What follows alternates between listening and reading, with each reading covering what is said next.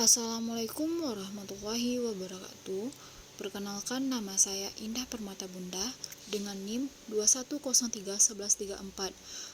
Di sini izin saya menjelaskan mengenai tugas proyek mata kuliah parasitologi dengan dosen pengampu yaitu Ibu Lia Angliani SPD MPD dengan judul Nemalthiamintes acyclostoma duodenal. Nah, sebelum kita mengali lebih dalam lagi mengenai materi ini, kita harus tahu apa itu acyclostoma duodenal. Acyclostoma duodenal ini merupakan cacing tambang yang nematoda berhabitat di dalam usus halus, terutama di jejunum. Dan pada infeksi yang berat akan menyebar ke colon dan duodenum.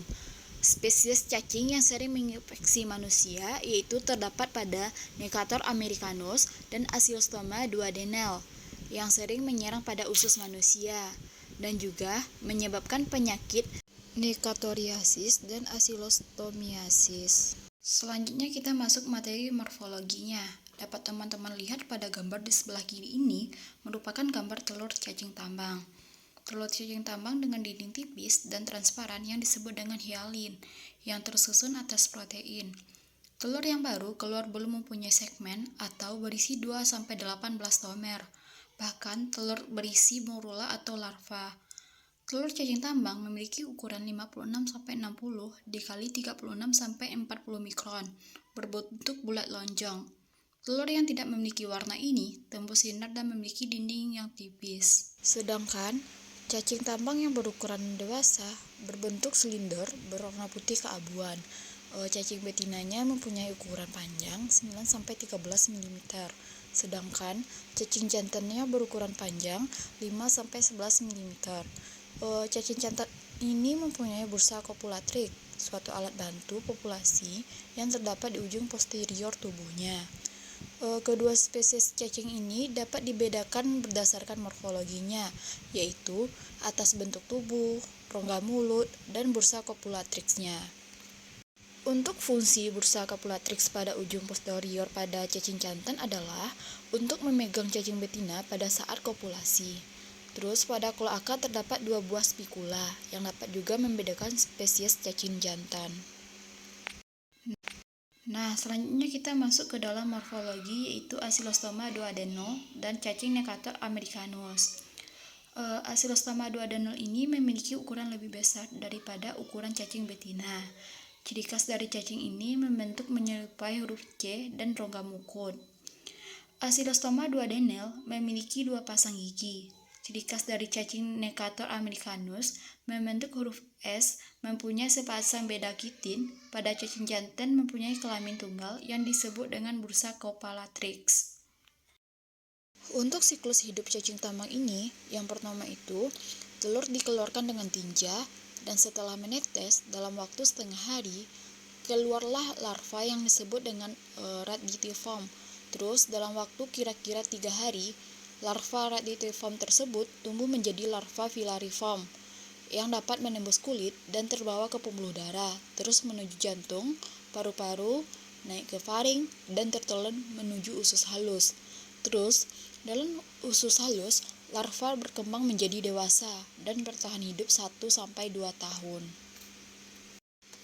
Selanjutnya kita masuk ke patogenesis. Patogenesis pada cacing tambang dapat melibatkan beberapa tahapan infeksi dan perkembangan di dalam tubuh manusia. Yang pertama itu penetrasi kulit. Penetrasi kulit ini pada cacing tambang mengacu pada proses di mana larva cacing tambang menembus kulit manusia atau hewan inangnya untuk memasuki tubuh. Ada beberapa langkah selama terjadinya proses penetrasi kulit oleh cacing tambang. Yang pertama itu ada kontak dengan larva. Cacing tambang dewasa hidup di dalam usus halus dan melepas telur yang keluar bersama feses. Terus di tanah telur ini menetes menjadi larva radiatiform dan kemudian berkembang menjadi larva filariform yang infektif. Terus yang kedua itu ada penetrasi kulit. Ketika manusia atau hewan inangnya berjalan tanpa alas kaki atau kulitnya bersentuhan langsung dengan tanah yang berkontaminasi. Terus larva filariform menempel pada kulit dan mulai menembus lapisan epidermis. Terus yang ketiga itu ada migrasi di dalam tubuh. Setelah menembus kulit, larva masuk ke dalam pembuluh darah atau pembuluh limfatik. Dari sini, larva dibawa ke jantung dan kemudian ke paru-paru melalui aliran darah. Terus selanjutnya ada perjalanan ke usus halus. Di paru-paru, larva menembus dinding kapiler alveolar dan masuk ke dalam ruang udara paru-paru. Mereka kemudian merangkak ke trakea dan ditelan ke dalam sistem pencernaan, akhirnya mencapai ke usus halus. Terus infeksi dan reproduksinya. Cacing dewasa melekat pada dinding usus halus dan mulai menghisap darah, menyebabkan gejala seperti anemia, kelelahan, dan gangguan pencernaan. Yang keempat itu ada dewasa dan reproduksi pada cacing tambang, yang mengacu pada tahapan kehidupan cacing tambang, ketika cacing telah mencapai kematangan seksual dan mulai berkembang biak di dalam tubuh inang.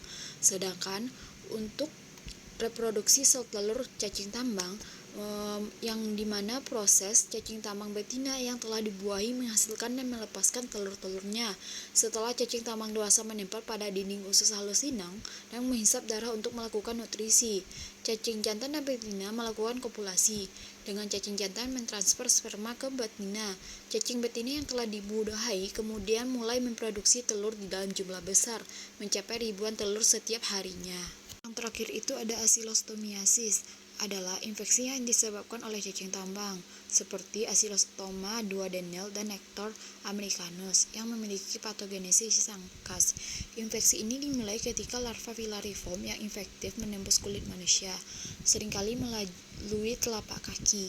Setelah menembus kulit, larva masuk ke aliran darah dan dibawa ke jantung, kemudian menuju paru-paru. Di paru-paru, larva menembus dinding kapiler dan masuk ke alveoli, kemudian naik ke trakea, tertelan dan akhirnya mencapai usus halus. Selanjutnya itu gejala klinis. Yang pertama itu ada nekrosis jaringan usus. Keadaan ini disebabkan dinding jaringan usus yang telah terluka oleh gigitan cacing dewasa. Yang kedua itu ada gangguan gizi. Penderita banyak kehilangan karbohidrat, lemak, dan terutama protein, bahkan banyak unsur besi yang hilang sehingga menjadi malnutrisi. Terus yang terakhir itu ada kehilangan darah. Darah yang hilang tersebut dikarenakan dihisap langsung oleh cacing dewasa. Di samping itu, bekas gigitan cacing dewasa dapat menimbulkan pendarahan secara terus-menerus yang dikarenakan oleh sekresi zat antikoagulan. Mungkin hanya itu yang dapat saya jelaskan. Apabila ada salah kata dalam penjelasan saya minta maaf. Saya sudahi dengan wassalamualaikum warahmatullahi wabarakatuh.